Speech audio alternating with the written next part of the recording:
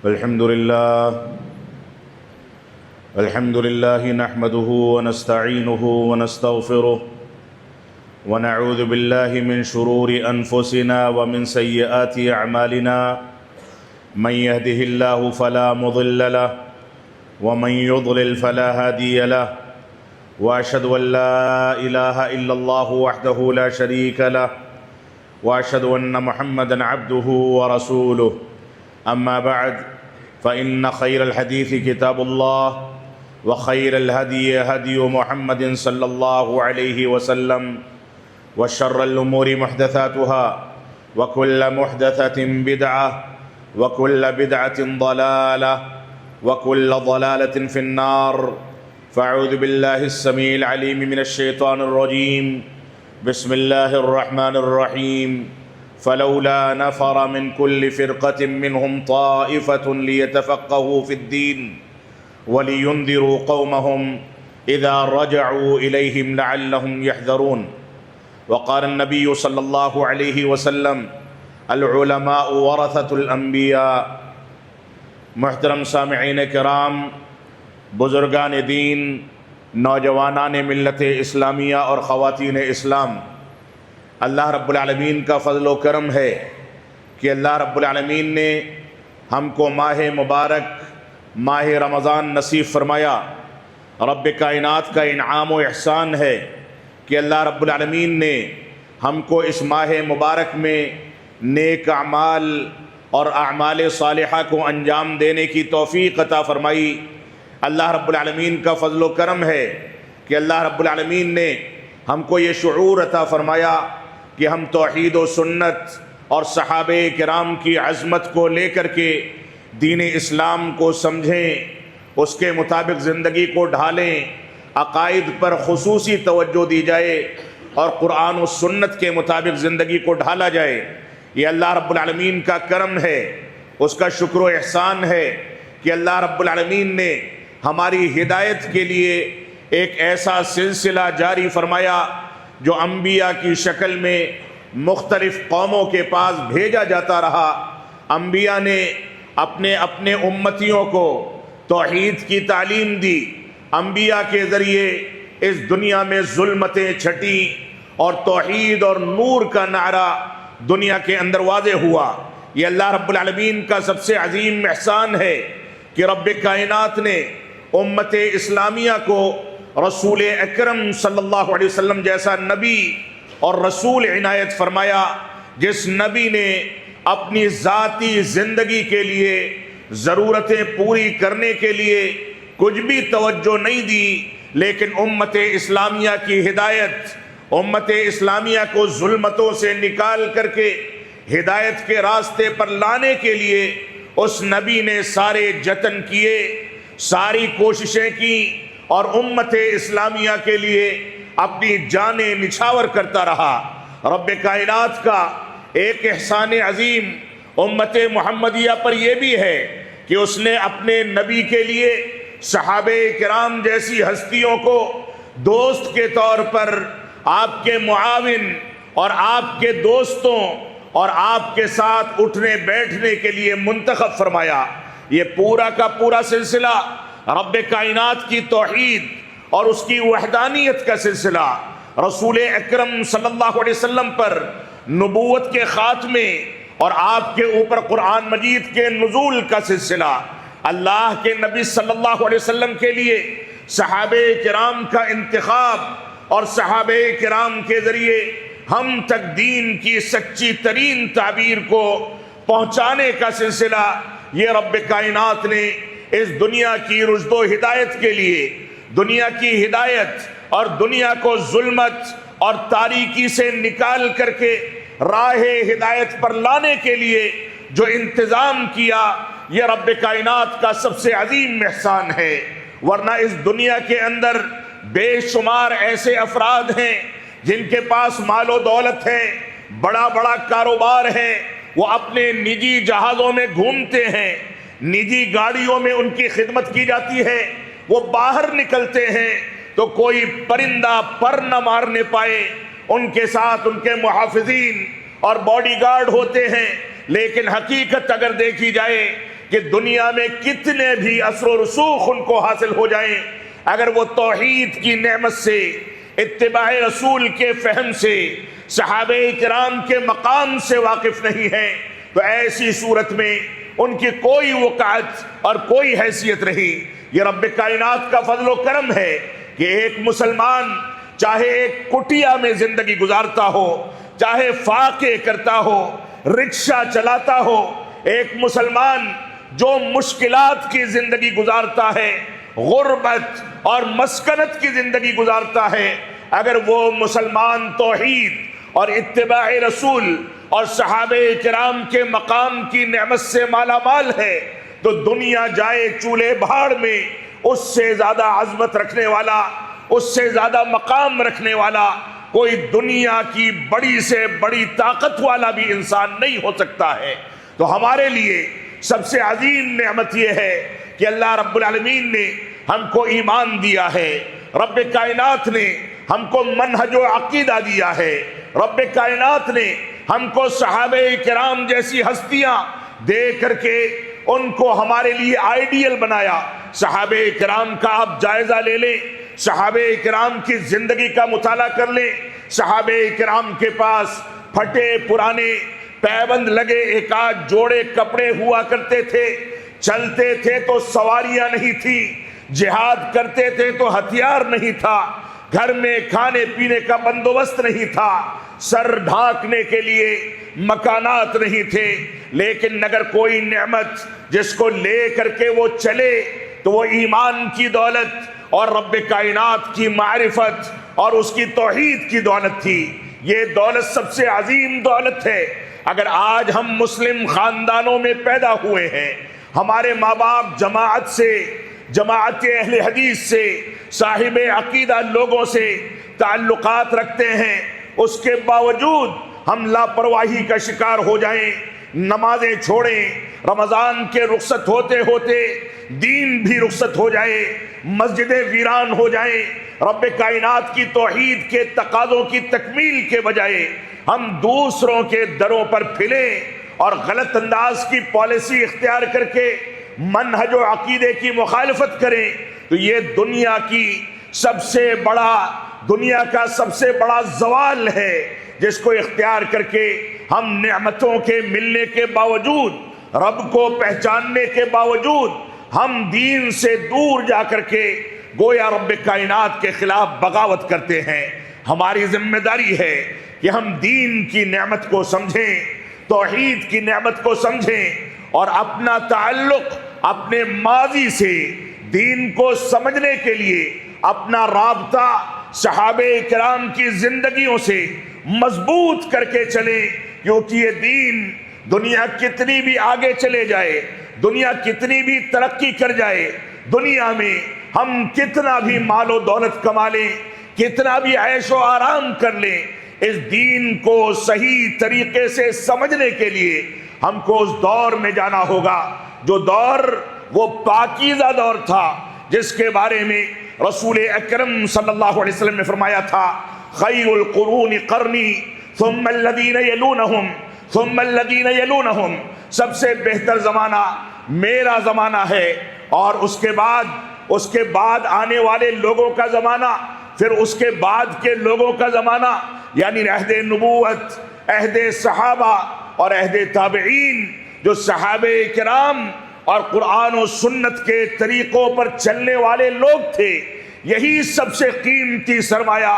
سب سے قیمتی دور، سب سے قیمتی زمانہ رہا ہے۔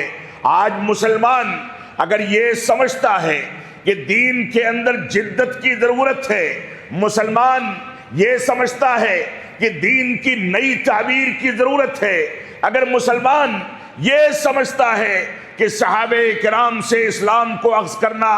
یہ انسان کے لیے پیچھے ہٹنے کی دلیل اور تخلف کی دلیل ہے، تو وہ مسلمان گمراہ ہے۔ ایسے مسلمانوں کو سبق لینا چاہیے۔ عہد رسالت میں جو فیصلے پھٹی پرانی چٹائیوں سے اور ایسی مسجدوں سے کیے جاتے تھے جن مسجدوں میں اگر بارش برستی تھی تو زمین پر، سوکھی زمین پر سجدہ کرنا رسول اکرم صلی اللہ علیہ وسلم کو نصیب نہیں ہوتا تھا، بلکہ کیچڑ میں سجدہ کرنا پڑتا تھا۔ لیکن اس دور میں جو فیصلے کیے گئے، وہ فیصلے صرف اس دور کے لیے نہیں، آج کے لیے بھی، صرف آج کے لیے نہیں، رہتی دنیا اور قیامت تک کے لیے وہ فیصلے اتنے عظیم تھے کہ اس میں جدید دور کی رعایت بھی موجود تھی، اس دور کی رعایت بھی موجود تھی، اور ہر دور کا پورا سلیقہ اس کے اندر پیش کر دیا گیا تھا۔ اور یہ فیصلے یا قرآن و سنت کی یہ تعبیر جو صحابہ کرام کے دور میں ملتی ہے، یہ صرف قیامت تک کے لیے نہیں، بلکہ انسان کی آنکھیں مدنے کے بعد قبر کے اندر اس سے جو سوالات کیے جائیں گے، یہ سوالات بھی اسی قدیم دور کے اسلام کے بارے میں کیے جائیں گے، اسی قدیم دور کے ایمان کے بارے میں کیے جائیں گے، انہی نفوس قدسیہ اور انہی صحابہ کرام کے طرز اور رسول اکرم صلی اللہ علیہ وسلم کی اتباع کے بارے میں کیے جائیں گے، جو اب سے 1450 سال پہلے گزر چکے، اور وہیں پر معاملہ موقوف نہیں ہوگا۔ اسی اسلام کی بنیاد پر آخرت میں انسان پل صراط سے گزرے گا، اسی کی بنیاد پر انسان کو جنت یا جہنم کا سامنا کرنا ہوگا، اسی اسلام کی بنیاد پر انسان کو اپنے نبی کی، صحابہ کرام کی اور شہداء اور صدیقین کی جنت الفردوس میں صحبت نصیب ہوگی۔ لہذا ہمارے لیے آئیڈیل اسلام وہی اسلام ہے جو اسلام 1450 سال پہلے ہم کو بتایا گیا، سکھایا گیا، اسی کی بنیادوں پر تربیت دی گئی۔ لہذا ہماری ذمہ داری ہے کہ ہم اسی خالص اسلام کو لے کر کے چلیں۔ میں نے جو آیت کریمہ آپ کے سامنے تلاوت کی تھی، اس میں رب کائنات نے ارشاد فرمایا فلولا نفر من كل فرقة منهم طائفة ليتفقهوا في الدين ولينذروا قومهم اذا رجعوا اليهم لعلهم يحذرون۔ اللہ رب العالمین نے فرمایا تمہارے درمیان کچھ لوگ ایسے ہونے چاہیے، سارے کے سارے لوگ دین کو سیکھنے کے لیے نکلیں، اور سارے کے سارے لوگ عالم دین بن جائیں، سارے کے سارے لوگ دین میں مہارت حاصل کر لیں۔ یہ ممکن نہیں ہے، لیکن تمہارے درمیان ایک ٹولی ایسی ہونی چاہیے، ایک گروہ ایسا ہونا چاہیے، ایک طبقہ ایسا ہونا چاہیے جو نکلے اپنے گھروں سے بستروں کو باندھ کر کے، سامان کو لپیٹ کر کے، ماں باپ کو سسکتا ہوا، بلکتا ہوا چھوڑ کر کے، ایسا گروہ ہونا چاہیے جو نکلے اور رب کائنات کے دین کو سمجھے، سیکھے، اور جب لوٹ کر کے دین کا شعور پیدا کر کے اپنی بستیوں میں لوٹے، اپنے خاندانوں میں لوٹے، اپنے گھرانوں میں لوٹے، تو ایسی صورت میں لوگوں کو بتائے کہ ہم کو کیا کرنا ہے اور کن چیزوں سے بچنا ہے، لوگوں کو بتائے کہ توحید کا تقاضا کیا ہے، اتباع رسول کا مفہوم اور تقاضا کیا ہے، لوگوں کو بتائے کہ عظمت صحابہ کا درس کیا ہے، لوگوں کو بتائے کہ صحابہ کرام کی تنقیص کرنے والے، ان کی توہین کرنے والے بددین اور زندیق کیوں ہیں، ان کو بتائے کہ صحابہ کرام کی توہین کرنے والے کبھی مسلمان نہیں ہو سکتے، ان کا ساتھ دینے والے سچے صاحب ایمان نہیں ہو سکتے۔ لہذا ایسا طبقہ مسلمانوں کے اندر ہونا چاہیے جو نکل کر کے دین کا شعور پیدا کرے اور لوٹ کر کے لوگوں کو ڈرائے، امر بالمعروف اور نہی عن المنکر کا فریضہ انجام دے، لوگوں کو بتائے کہ کیا کرنا ہے، کن چیزوں سے بچنا ہے، لوگوں کو ایک جانب مسجدوں سے جوڑ کر کے نمازوں کا طریقہ بتائے، اور دوسری جانب یہ بھی سکھائے کہ نماز کا کون سا طریقے رسول کے خلاف ہے۔ ایک جانب لوگوں کو توحید کا درس دے، اور دوسری جانب یہ بھی بتائے کہ شرک کی قباحت کیا ہے۔ ایک جانب لوگوں کو اتباع رسول کا درس دے، اور دوسری جانب یہ بھی بتائے اس چیز سے بھی ڈرائے کہ بدعات و خرافات کے نقصانات کیا ہیں۔ یہ اس طبقے اور اس ٹولی کی ذمہ داریاں ہیں۔ لہذا میں آج کے خطبہ جمعہ میں اس تمہید کے بعد آپ کے سامنے یہ بات رکھنا چاہتا ہوں کہ یہ ٹولی، یہ فریضہ انجام دینے والے، یہ ذمہ دارانہ کردار ادا کرنے والے، اگر اس ٹولی میں سے بعض منتخب علماء اور طلباء ہیں تو ان کا تعلق مدارس اسلامیہ سے ہے۔ یہ مدارس اسلامیہ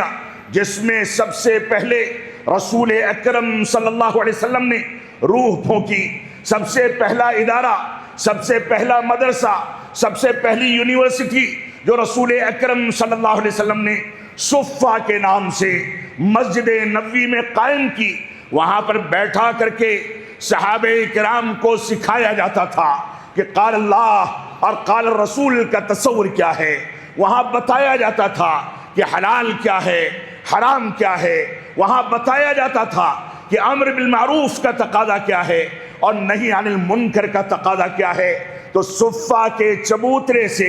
چلنے والا، وہاں سے ابتدا پانے والا، وہاں سے استحکام اور مضبوطی اختیار کرنے والا، یہ سلسلہ آگے کے دور میں مختلف ممالک اور مختلف علاقوں میں مراکز حدیث کے نام سے محدثین نے اس کو پھیلایا۔ رئی میں، عراق میں، شام میں، سیریا میں، مختلف ممالک میں، یہاں تک کہ مدینہ منورہ اور دوسرے عربوں کے علاقوں میں بڑے بڑے مراکز قائم کیے گئے۔ وہاں تابعین نے، تابعین نے اور علماء کرام، علماء محدثین نے بیٹھ کر کے اپنی مسندیں لگائیں، لوگوں کی تربیت کی، ان کو بتایا کہ اسلام کی صحیح ترین تعبیر کیا ہے۔ وہ پورا کا پورا سلسلہ آج بھی مدارس اسلامیہ کی شکل میں اس دنیا کے اندر اپنی خدمات انجام دے رہا ہے۔ کمیاں کوتاہیاں سب کے یہاں ہوتی ہیں، ہماری ذمہ داری ہے کہ کمیوں کو دور کر کے ان کو استحکام فراہم کیا جائے۔ اللہ کی قسم اگر یہ مدارس نہ ہوتے، اللہ کی قسم ان مدارس سے فراغت حاصل کرنے والے یہ غریب و نادار طلبہ نہ ہوتے، یہ علماء نہ ہوتے، تو آپ کا جنازہ پڑھانے والا،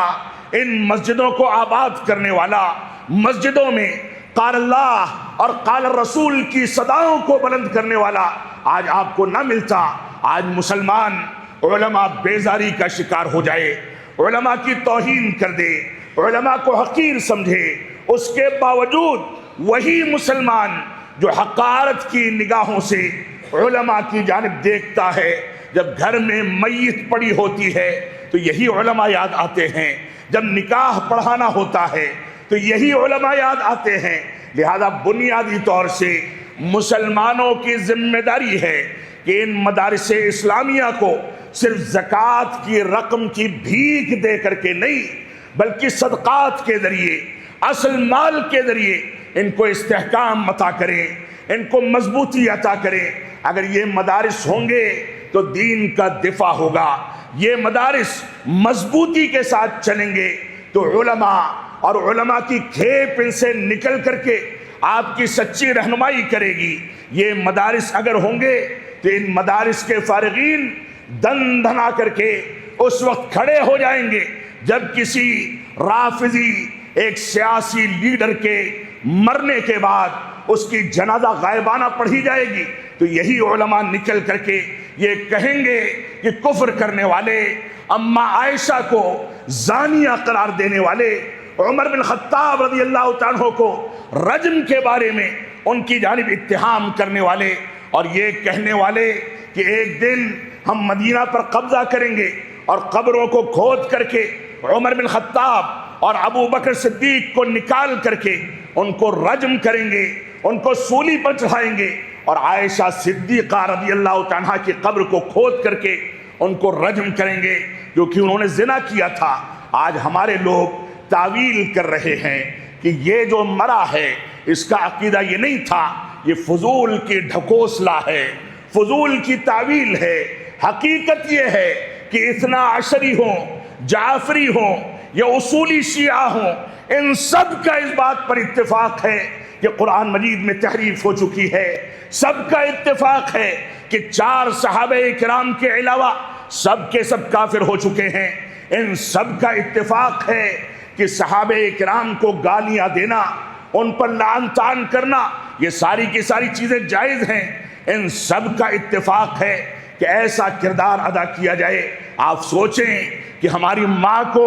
ہمارے صحابہ کو، ہمارے دین کو، ہماری کتاب کو، ہمارے رب کو، ہمارے رسول کو کوئی لعن طعن کرے، کوئی اپنی کتابوں میں یہاں تک صراحت کر دے کہ میں ابو بکر و عمر کے خلاف اس لیے ہوں کیونکہ ان لوگوں نے قرآن مجید میں تحریف کر دی تھی، کوئی یہاں تک کہے کہ میں ان لوگوں کی مخالفت اس لیے کرتا ہوں اور رب کائنات کو اپنا رب اس لیے نہیں مانتا کہ اس رب نے اللہ کے نبی صلی اللہ علیہ وسلم کو نبی بنایا، جبکہ اس نبی نے ابو بکر و عمر جیسے خلیفہ متعین کیے، لہذا ایسے خلیفاؤں کو متعین کرنے والا نبی میری نظر میں نبی نہیں، اور اس نبی کو نبی نبوت دینے والا رب، میں اس کو رب تسلیم نہیں کرتا۔ تو معاف فرمائیں گے، یہ حقائق موجود ہیں، ان کی کتابوں میں اس کی تفاصیل موجود ہیں، یہ کتابیں چھاپی جاتی ہیں، تقسیم کی جاتی ہیں، پڑھائی جاتی ہیں، ان کی بنیادوں پر، ان کی مسجدوں کے ممبر و محراب پر لعن طعن کیا جاتا ہے، اور نہ جانے کون کون سی چیزیں کی جاتی ہیں۔ ایک جانب رب کائنات ابو بکر و عمر کو اپنے نبی کی زبان سے جنت کی بشارت دے رہا ہے۔ نبی کہتا ہے میرے اوپر سب سے زیادہ احسان کرنے والے ابو بکر ہیں۔ نبی کہتا ہے میری نظر میں سب سے زیادہ محبوب عائشہ صدیقہ ہیں۔ نبی نے جس خاتون کی گود میں سر رکھا، جس کی پیٹھ پر سہارا لیا مرض الموت میں، جس خاتون نے مسواک کو چبا کر کے ہمارے نبی کے منہ میں داخل کیا، کیونکہ نبی کے اندر سکت اور طاقت نہیں تھی کہ وہ مسواک چبا سکے، وہ عورت ایک جانب اتنی فضیلت پاتی ہے، اس کو جنت کی بشارتیں دی گئی۔ رب کائنات نے دوسری جانب سورۃ النور میں اس کی برات کا اعلان کر دیا۔ کسی دوسرے نبی یا کسی دوسرے صحابی یا بڑی سے بڑی شخصیت کو یہ مقام حاصل نہیں ہوا، اور دوسری جانب یہ کہتے ہیں کہ یہ برات کا اعلان عائشہ کے لیے نہیں تھا، بلکہ عائشہ تو ویسی ہی تھی جیسا ان کے اوپر اتہام لگایا گیا، نعوذ باللہ من ذالک۔ لہذا یہ وقت ہے حق و باطل کے درمیان تفریق کرنے کا۔ ہم اس بارے میں تفصیل سے گفتگو نہیں کرتے کہ سیاسی مصلحتیں کیا ہیں، ہم اس پر گفتگو نہیں کرتے کہ وہاں کیا ہو رہا ہے کیا نہیں ہو رہا، لیکن ہم اتنا جانتے ہیں کہ ہمارا اپنا وہی ہو سکتا ہے جو نبی سے محبت رکھے، ہمارا اپنا وہی ہو سکتا ہے جو صحابہ کرام کو گلے لگائے، ہمارا اپنا وہی ہو سکتا ہے جو قرآن مجید کو رب کائنات کا کلام مانے اور رب کائنات کے اس اعلان پر یقین رکھے کہ نحن نزلنا الذکر وَإِنَّا لَهُ لَحَافِظُونَ، کہ ہم نے ہی اس قرآن مجید کو نازل کیا ہے اور ہم ہی اس کی حفاظت کرنے والے ہیں۔ اس کی ذمہ داری ہے کہ یقین رکھے کہ رب کائنات نے فرمایا ہے لا یأتیہ الباطل من بین یدیہ ولا من خلفہ تنزیل من حکیم حمید۔ اللہ رب العالمین نے واضح کر دیا کہ قرآن مجید میں نہ آگے سے، نہ پیچھے سے، نہ اوپر سے، نہ نیچے سے، کہیں سے بھی کچھ باطل داخل نہیں ہو سکتا۔ ہماری ذمہ داری ہے کہ ہم اس پر اعتقاد رکھیں۔ آج بڑے شد و مت کے ساتھ یہ بات کہی جاتی ہے کہ سنی اور شیعہ اتحاد کی ضرورت ہے، آپس میں مل کر کے فیصلے کرنے کی ضرورت ہے۔ شیخ الاسلام علامہ ابن تیمیہ رحمۃ اللہ علیہ نے اب سے 800-900 سال پہلے اپنی کتاب منہاج السنہ میں اس بات کا انکشاف کیا ہے، یہ بات واضح کر دی کہ دنیا کے اندر جب بھی جنگیں ہوتی ہیں مسلمانوں کے خلاف، اگر مشرکین کھڑے ہوتے ہیں، مسلمانوں کے خلاف اگر کفار کھڑے ہوتے ہیں، مسلمانوں کے خلاف اگر یہودی یا نصرانی کھڑے ہوتے ہیں، تو سب سے پہلے مسلمانوں کے خلاف مشرکوں، یہودیوں اور نصرانیوں کا ساتھ دینے والے یہ رافضہ اور شیعہ ہیں، کیونکہ یہ وہ خچر اور گدھے ہیں جن پر سواری کر کے مسلمانوں کو نقصان پہنچانے کی کوششیں کی جاتی ہیں۔ باتیں تلخ ہیں، ہو سکتا ہے کہ کچھ لوگوں کو ناگوار گزرے، لیکن یہ ہمارے ایمان کی حفاظت کا مسئلہ ہے، ہمارے صحابہ کی عزت و وقار کا مسئلہ ہے، ہمارے قرآن مجید کی بنیادوں کا مسئلہ ہے۔ لہذا ہماری ذمہ داری ہے کہ ہم قرآن و سنت کے مطابق اپنے ایمان کو درست کریں۔ تو میں کہہ یہ رہا تھا کہ جو بھی فتنہ اس دنیا کے اندر اٹھتا ہے، اس فتنے کے سد باب کے لیے انہی مدارس کے فارغین، طلبہ اور علماء سب سے پہلے سارا آرام قربان کر کے، سارے خطرے مول لے کر کے سب سے پہلے یہ اٹھتے ہیں اور واضح کرتے ہیں کہ کیا غلط ہے اور کیا صحیح ہے۔ یہ بتاتے ہیں کہ اتحاد کرنے کی بنیادیں قرآن و سنت اور صحابہ کرام کا فہم ہو سکتا ہے۔ یہ کون سا اتحاد ہے کہ ایک جانب کفر کرنے والا کفر کرے، ایک جانب گالیاں دینے والا گالیاں دیتا رہے، ایک جانب صحابہ کرام کی عظمت کو ٹھیس پہنچانے والا ٹھیس پہنچاتا رہے، ایک جانب ہماری ماؤں کو زانیہ قرار دیا جائے، صحابہ کرام پر اتہامات لگائے جائیں، ان کو کافر قرار دیا جائے، اور اس کے باوجود ہم کہیں کہ ہم اتحاد کر لیں۔ معاف فرمائیں گے، اتحاد تو قرآن و سنت اور منہج صحابہ کی بنیاد پر ہوتا ہے۔ جو ان بنیادوں پر اتحاد کرنے کو تیار ہے، ہمارے سینے کھلے ہیں، ہمارے ہاتھ پھیلے ہیں، وہ آئے،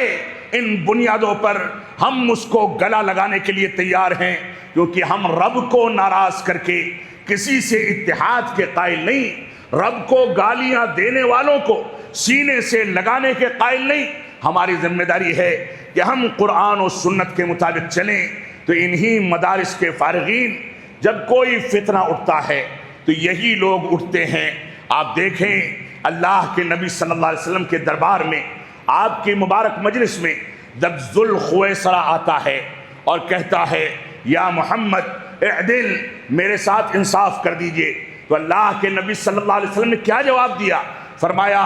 اگر میں انصاف نہیں کروں گا تو کون انصاف کرنے والا ہے؟ اور وہیں پر اس کو بد دعا دی، فرمایا ویلک، تیرے لیے تباہی ہے، اگر میں انصاف نہیں کروں گا تو کون انصاف کرنے والا ہے؟ وہاں پر فوراً میانوں سے اپنی تلواریں نکالنے والے وہ صحابہ کرام جن کی تربیت صفہ کے چبوترے پر شروع ہو چکی تھی، ان لوگوں نے اللہ کے نبی صلی اللہ علیہ وسلم کے اس قائدانہ رول کو سامنے رکھتے ہوئے فوراً سوال کیا، اے اللہ کے نبی صلی اللہ علیہ وسلم، اگر آپ اجازت دیں تو اس کی گردن اس کے دھڑ سے الگ کر دی جائے۔ آپ نے فرمایا کہ نہیں، ایسا مت کرنا، اس کے پیچھے اس کے متبعین ہیں، وہ قرآن مجید کی تلاوت بڑے خوبصورت انداز سے کرتے ہیں، ان کی نمازوں کے آگے، ان کے سجدوں کے آگے تم اپنی نمازوں کو، اپنے سجدوں کو حقیر دیکھو گے۔ ان کی تلاوتیں لمبی ہوتی ہیں، بڑے خشوع اور خضوع کے ساتھ، بڑی نیکیوں کے ساتھ، لمبی لمبی نمازوں کے ساتھ لوگوں کے درمیان چور دروازے کھولتے ہیں۔ تو اس کے متبعین بہت زیادہ ہیں، اس کی گردن مت مارو۔ آگے آنے والے دور میں تم دیکھو گے کہ ان لوگوں کی کیا کارکردگی ہے۔ آج کے دور میں اخوانیت و سروریت کے نام سے اسی خروج کے نئے نئے فتنے آئے دن ہمارے اندر، ہماری مسجدوں میں جنم لے رہے ہیں، اور یہ سارے کے سارے لوگ ان رافضہ کے بارے میں صلح صفائی کا، اتحاد کا، نرمی کا موقف اختیار کرنے کی وکالت کرتے ہیں۔ لہذا ہماری ذمہ داری ہے کہ مدارس اسلامیہ کے فارغین جب خوارج کے خلاف کھڑے ہوں، صحابہ کرام کے بارے میں سب و شتم کرنے والوں کے خلاف کھڑے ہوں، تو ان کا ساتھ دیا جائے، ان کو تقویت پہنچائی جائے۔ یہ دین کو زندہ رکھنے اور دین کو صحیح شکل میں دنیا کے سامنے پیش کرنے کا سب سے بڑا ذریعہ ہے۔ اسی وجہ سے اللہ کے نبی صلی اللہ علیہ وسلم نے فرمایا العلماء ورثۃ الانبیاء، یہ علماء انبیاء کے وارث ہیں، یہ علماء انبیاء کے علمی وارث ہیں، انبیاء نے قال اللہ اور قال الرسول کا جو درس دے دیا، یہ علماء اس درس کو لے کر کے چلتے ہیں۔ اور آپ تاریخ دیکھ لیں، آج کے دور سے لے کر کے 1450 سال پہلے کے دور تک چلے جائیں، اللہ کے نبی صلی اللہ علیہ وسلم نے جب توحید کی بات کہی تو خود ان کے خاندان کے لوگوں نے آپ کا بائیکاٹ کر دیا، آپ کو لہو لہان کیا گیا، پتھروں سے مارا گیا، آپ کو شعب ابی طالب میں بند رکھا گیا، محصور رکھا گیا، مکہ معظمہ سے مدینہ کی ہجرت پر مجبور کر دیا گیا، سارے ظلم و جور ہوئے، کچا چمڑا سوکھے پتے کھانے پر یہ لوگ مجبور ہو گئے۔ یہ آزمائشیں کیوں آئیں؟ یہ سچائی کے ساتھ اسلام کی ترویج اور اسلام کی نشر و اشاعت کا ذریعہ تھا، اسی بنیاد پر ان آزمائشوں میں ان کو مبتلا کیا گیا، اور اس کے بعد رب کائنات نے ہر مشکل کے ساتھ آسانیاں رکھی۔ یہ سلسلہ چلتا رہا چلتا رہا چلتا رہا، یہاں تک صورتحال ہوئی کہ صحابہ کرام کو ان کے پیروں میں بیڑیاں ڈال کر کے گھسیٹا گیا، ان کو توحید کا انکار کرنے کے لیے مجبور کیا گیا، لیکن صحابہ کرام توحید کی بنیادوں پر ڈٹے رہے۔ یہ سلسلہ چلا، محدثین کو مار کر کے ہلاک کیا گیا، یہ سلسلہ چلا، محدثین کی کتابوں کو جلایا گیا، ان کو لہو لہان کیا گیا، یہ سلسلہ چلتا رہا، محدثین کو ستایا گیا، یہ سلسلہ چلتا رہا۔ ایسے واقعات بھی ملتے ہیں کہ بعض افریقی جزیروں میں اہل سنت والجماعت کے ان علماء کو جو قرآن و سنت کی سچائی کے ساتھ تعبیرات پیش کرتے تھے، گڈھا کھود کر کے کچا چونا اس کے اندر ڈال کر کے ان کے دھڑ کو اس کے اندر ڈال دیا جاتا تھا، صرف سر دکھتا تھا، اور اس پہ پانی ڈال کر کے دیکھتے دیکھتے ان کے جسم کا چمڑا اور گوشت ان کی ہڈیوں سے جدا کر دیا جاتا تھا۔ یہ صورتحال، اسی آزمائش کی زندگی ہمارے بزرگوں نے، ہمارے اسلاف نے اختیار کی، لیکن دین پر آنچ نہیں آنے دی۔ آج بھی اگر علماء کے درمیان کوئی اٹھ کر کے سچائی کے ساتھ سروریت و اخوانیت کو ننگا کرتا ہے، کوئی سچائی کے ساتھ قرآن و سنت کی سچی تعبیر پیش کرتا ہے، تو ہمارے اپنے لوگ اس کے اوپر جس انداز سے بل پڑتے ہیں، یہ بتانے کی حقیقت نہیں، یہ ایک تلخ حقیقت ہے۔ لہذا ہماری ذمہ داری ہے کہ ہم دین کی خدمت کا اگر جذبہ نہیں رکھتے، اس کی صلاحیت نہیں رکھتے، تو جن لوگوں کو رب کائنات سے انہیں صلاحیتیں دی ہیں ان کو لے کر کے آگے بڑھائیں، اجر و ثواب میں شامل ہوں۔ رب کائنات ہم کو ان باتوں کی توفیق عطا فرمائے۔ حقیقت یہ ہے کہ دین کی تعبیرات کو آج بھی غریب بنا دیا گیا ہے، اور اسلام آج بھی اجنبی ہو کر کے زندگی گزار رہا ہے۔ آج صورتحال یہ ہے کہ وہ جو اسلام کی غلط تعبیر پیش کرتا ہے، جو قبر پرستی کو اسلام سمجھتا ہے، آج وہ جو صحابہ کرام کو گالیاں دینے والوں کا ساتھ دیتا ہے، آج وہ لوگ جو قرآن مجید کی تعبیرات خوارج کے طریقے پر پیش کرتے ہیں، آج وہ لوگ جو ان لوگوں کا ساتھ دیتے ہیں جنہوں نے ایک کتاب باقاعدہ تالیف کی، اس کتاب کے اندر یہ ثابت کیا، کتاب کا نام ہے فصل الخطاب فی تحریف کتاب رب الارباب، ایسی فیصلہ کن باتیں جن باتوں کے اندر قرآن مجید کے تبدیل ہو جانے کا ثبوت دیا گیا ہے، ایسے لوگوں کا ساتھ دینے والے ہمارے سنی مسلمان موجود ہیں، جبکہ ان کا عقیدہ ہے رافضہ کا، شیعوں کا، کہ قرآن مجید سے زیادہ افضل کتاب مصحف فاطمہ کی شکل میں ہمارے پاس موجود ہے۔ لہذا ہماری ذمہ داری ہے کہ دین کی صحیح تعبیر کو ان علماء حق کا ساتھ دے کر کے لے کر کے چلیں، جو علماء صحیح کو صحیح کہتے ہیں،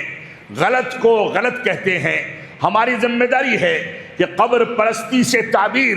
جو اسلام آج کے ہندوستان میں متعارف ہے، اور اس کے پیچھے چلنے والی ایک بڑی تعداد